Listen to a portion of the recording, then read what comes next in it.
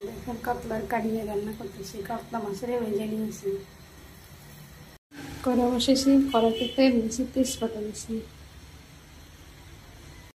পেঁয়াজ, টমেটো, আদা রসুন পেস্ট করে দিয়েছি, শুকনো মরিচ কাঁচা মরিচের পেস্ট করে নিয়েছি। দেখুন টমেটো, আদা, পেঁয়াজ, রসুন পেস্ট, তারপরে লবণ দিয়ে দিচ্ছি। দেখুন হলুদের গুঁড়ো দিয়ে দিচ্ছি। দেখুন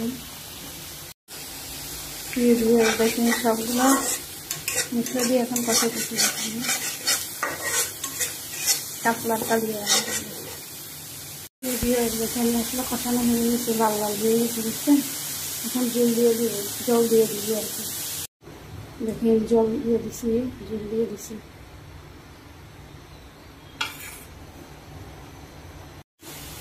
জিরের গুঁড়ো দিতেছি। দেখছেন দারচিনি এলাচের গুঁড়ো দিয়ে দিচ্ছি।